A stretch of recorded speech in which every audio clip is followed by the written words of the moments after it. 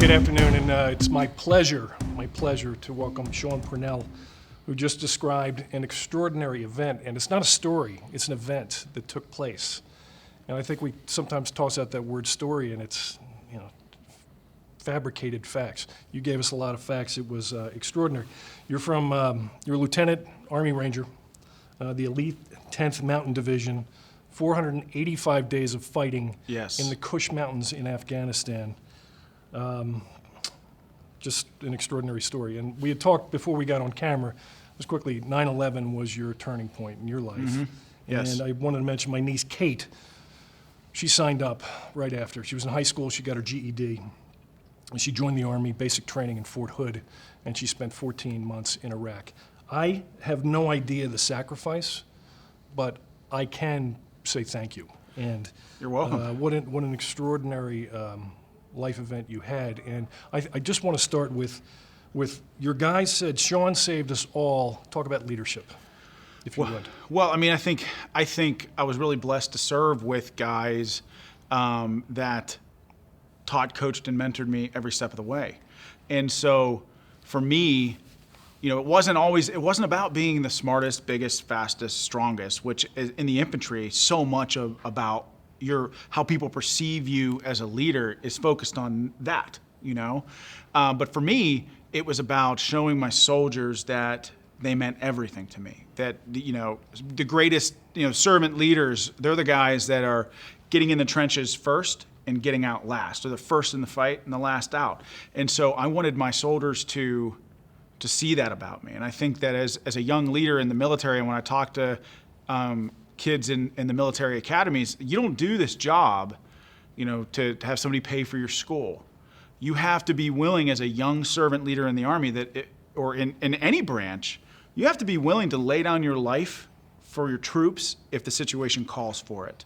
And so, I think that, my soldiers, I think that I was blessed that they saw that in me, that I was willing to sacrifice for them and they me. Throughout your presentation, you talked about my guys, and I'm sure that if they were here right now, they'd say my lieutenant, and back to everybody saving each other. And you talked a lot about diversity. Could you spend a couple moments on that? Yeah, we were the most, Outwell platoon, my platoon, was the most diverse group of people that you can possibly imagine. Really cool.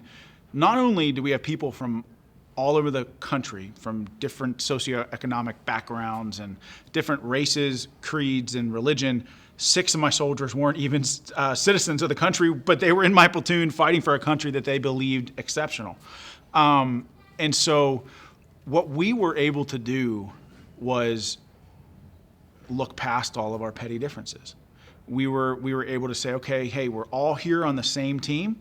That's our mission. Our mission is to climb that hill and take that machine gun nest, and by God, we're going to do it together. And skin color didn't matter, because we learned really quickly that we all bleed red.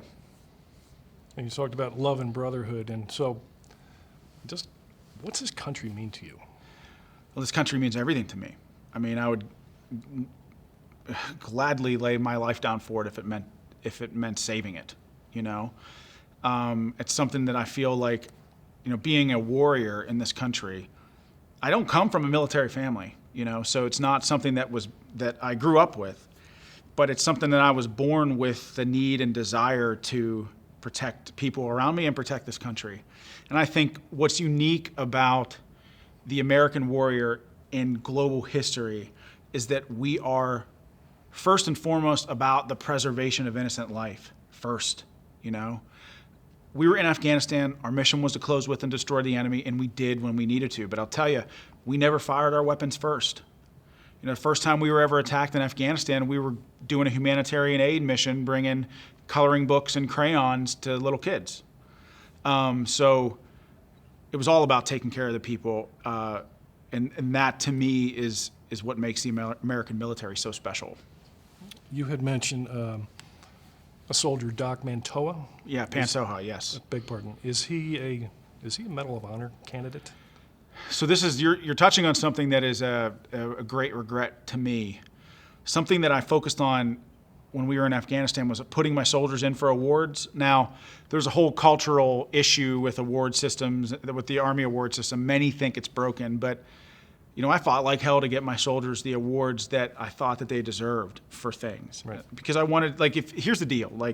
If you do something good in garrison, home stateside, you give a soldier an award. You get a good PT test, physical training test, you give that soldier an award. If you do something great in combat, you should give them an award for heroism or for valor. And it's really hard to do. I put in Doc Pantoja for an Army Commendation for Valor at the time. I was 24. I should have gone for something much greater. Looking back, that is one of my great regrets, was that I didn't put him in for the Medal of Honor, because he sure as hell deserves it. No, you all do. You all do. I wanted to just leave you with this. So Stansberry Research brings together people, decent souls throughout that congregation. They're incredibly proud of you. I'm incredibly proud of you. Thank you. And your guys. And we're thankful. And we're so blessed that you said not on my watch. And you earned it. Thank you. It's an honor to serve, and it's an honor to be here. No. Pleasure to meet you, man. Nice. Great to meet you, too. Go Steelers. Go Steelers. Did you get that on camera? Go Steelers. This guy's from Philadelphia, right? That takes you. You must have really liked my presentation a lot to say that as a Philly guy. Just glad I couldn't follow you. Well, now I'm just going to I'm going to tweet out publicly that you a Philly fan is now a Steelers fan. I converted you right here, and it's all on camera, which is great. So. Good to see you, man. If you're enjoying these videos, don't forget to press the like button. Comment down below, and if you're new here, please don't forget to subscribe. And remember to click that bell to be sure you don't miss out on our newest updates. And thanks a lot.